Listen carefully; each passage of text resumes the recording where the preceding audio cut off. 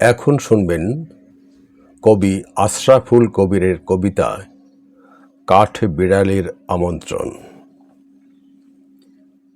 এই কবিতাটির বিশ্লেষণ সহ আবৃত্তি করছি আমি নাসির আহমেদ কাবুল।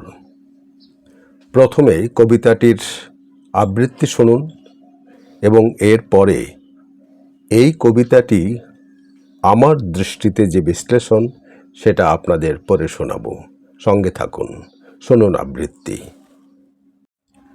শেষ রাতের ট্রেনটিতেই ফিরব আমি, কোনো অপেক্ষায় থেকো না, কারণ অপেক্ষার প্রহরের রিক্ততা আমি বেশ ভালোভাবেই জানি। আমন্ত্রণটি ছিল বসন্তের কাঠবিড়ালির, সখ্যতায় ছিল তার ঝাড় লেজ, আর অভ্যর্থনার বাধায় ছিল পৌষের হিমশীত। স্টেশনটি শীত চাদরে ঢাকা, কুয়াশাময় আর অনেকটাই রহস্যময়, ঠিক যেন এক নেভার মরুভূমি, যেন প্রতিচ্ছবির ফ্ল্যাশব্যাক। সাথে জুড়ে আছে নিঃস্বর্গ শোভার ডানা কাটা পাইন মাঝে জরোয়া সাজে তুমি। যদিও নয় অপেক্ষায়, তবুও আশা এসে ভিড় করে, হয়তোবা তুমি অপেক্ষায়।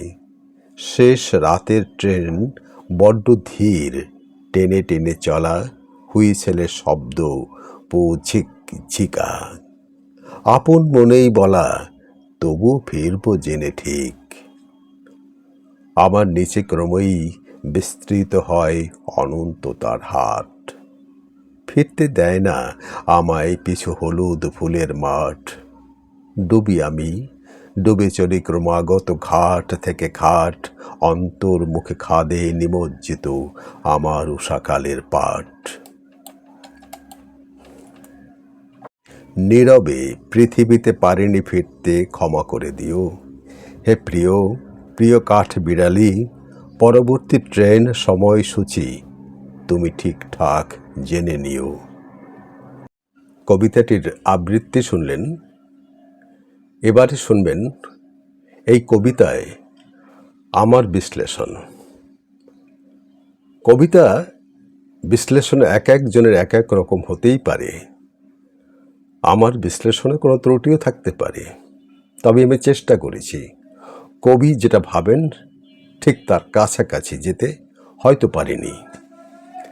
আমি পুরো কবিতাটি এবং আমার বিশ্লেষণটি ডেসক্রিপশন বক্সে দিয়ে দেব। একটা বিষয় ক্ষমা চেয়ে নিচ্ছি, কবিতা আবৃত্তিতে আমার কোথাও একটু ত্রুটি ছিল, সেজন্য ক্ষমা করবেন। এবার শুনুন কবিতাটির বিশ্লেষণ।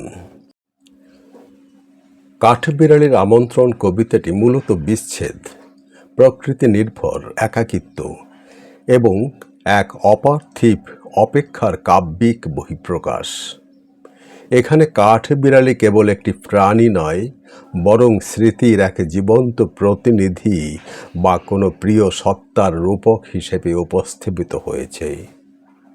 কবিতাটির মূল বিশ্লেষণের কয়েকটি দিক নিচে তুলে ধরা হলো। প্রকৃতি ও রূপকের ব্যবহার।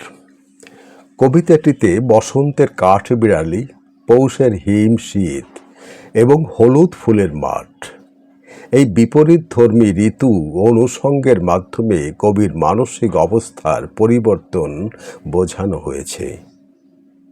কাঠবিড়ালির আমন্ত্রণ বসন্তের চঞ্চলতা ও সখ্যতার প্রতীক হলেও বাস্তবে পৌষের হিম বা শীতের বিষাদ তাকে ঘিরে রেখেছে।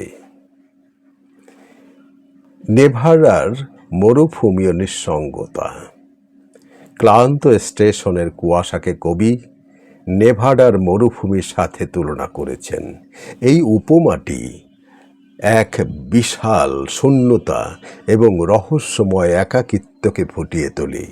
আমার যেটা মনে হয়েছে, আরও মনে হয়েছে ডানা কাটা পাইন এবং জরোয়া সাজে তুমি, এই চিত্রকল্পগুলো প্রিয়জনের অনুপস্থিতিতেও তার স্মৃতির সরব উপস্থিতিকে স্পষ্ট করে।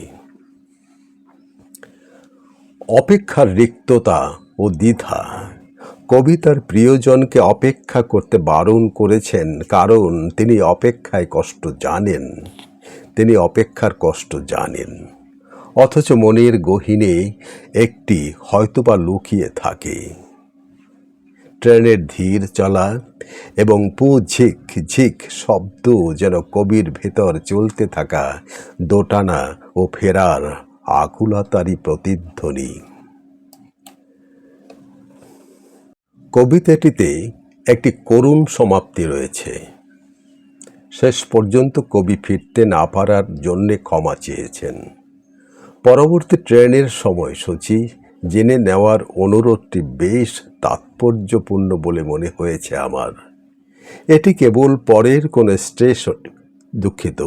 এটি কেবল পরের কোনো ট্রেনের অপেক্ষা নয়, বরং এক জনম থেকে অন্য জনমে বা এক সময় থেকে অন্য সময়ে পুনরায় মিলনের এক ক্ষীণ আশার ইঙ্গিত বহন করে।